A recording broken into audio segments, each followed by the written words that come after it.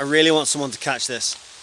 If you do not like your situation or your circumstance, because you are not a tree with roots in the ground, you can just choose to make a change. Now, fear is going to come up, anxiety might come up, but you get to deal with them, you get to process them along your journey. But what the most important thing to remember is, you are not a tree.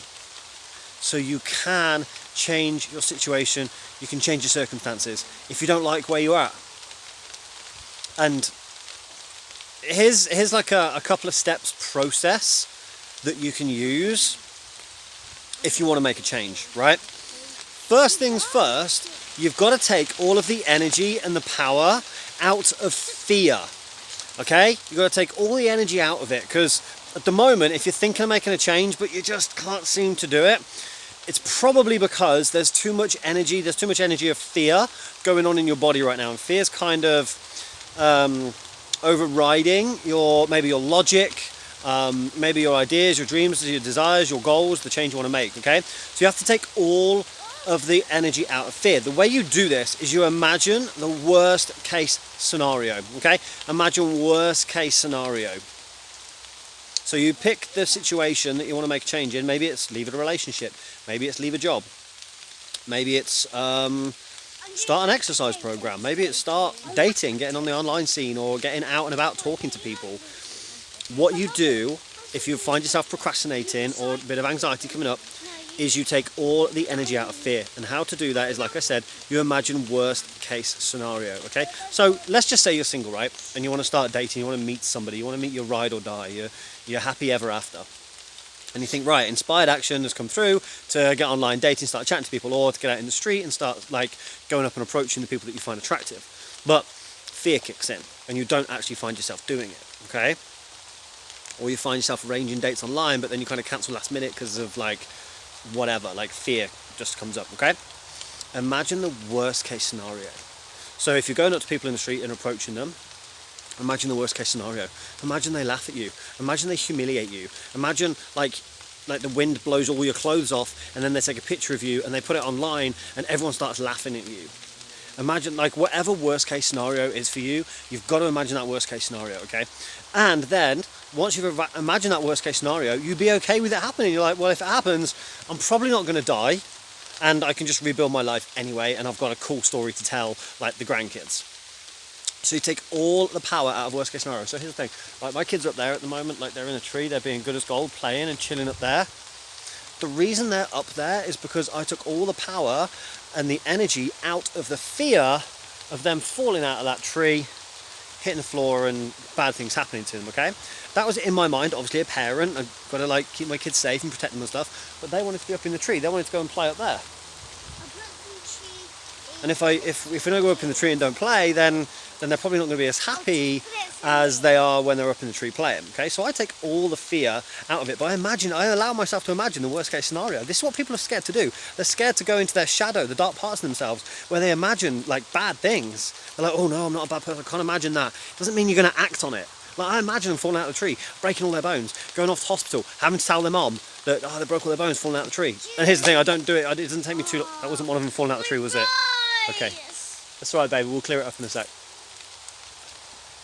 Like, I don't want that to happen. It's not going to happen. And like I said, I can do this very, very quickly. And once I've done that and processed that and I've got okay with that, if that's worst case scenario, I'm like, cool, let's go get up in the tree because I'm fine with that. And she can like hang up on the tree and do the thing while I'm creating a video, and I can trust that they're going to go there and they're going to be absolutely fine. Are you trying to get down for your ice? Yeah. Let me just finish the video, babe, and I'll come and get you, okay?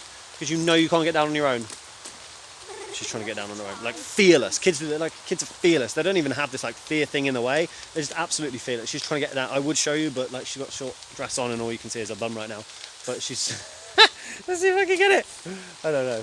Here we go. I don't know where she is. There she is. She's like hanging like out of the side of this tree. It's like a 10, 15 foot drop out of this tree, right? So I've got to try and stop it. I've got to save it. Hang on. Let me just pause this video. I'll get back onto it in a second. Right, little magpie is out of the tree clearing up her rice.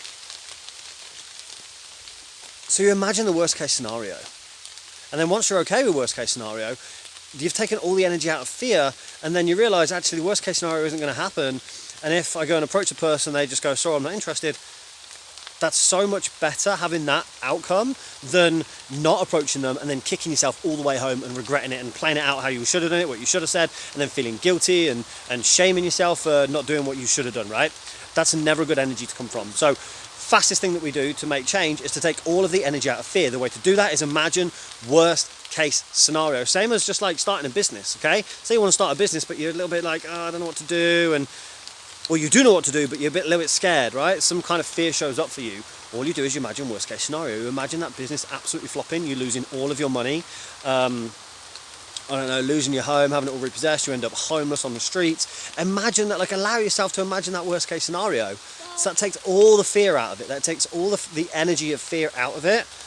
And when you're okay with that worst case scenario happening, if it were to happen, you'd be okay with it. Now, a lot of people would be going, of course I wouldn't be, I don't want to be homeless, I'm not going to be okay with that. Trust me, if you can go to that place, which you can, you're able to do it, you're just choosing not to. When you get into that place, when you're able to do that, then you can start that business fearlessly. You're not coming from a place of fear, you're just coming from it like fearlessly.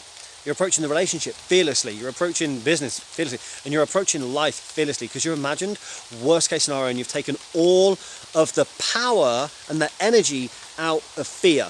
That's, for me, that is the best, fastest, easiest way to actually make a change, is to allow yourself to imagine, as ironical, paradoxical as it seems, imagine that worst case scenario and then be okay with worst case scenario,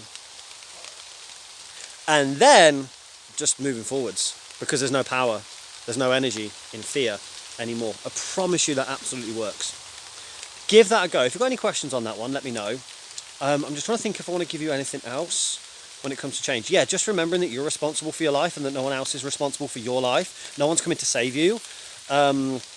That's why my first book was called Be Your Own Superhero and Save Yourself, because no one's coming to save you, you've got to save yourself. The way you can do that, one of the chapters from the book goes into values, what you actually value, and then just aligning your life, your decision, your thoughts, your actions with your values. So much easier to make a change and a decision from that place then.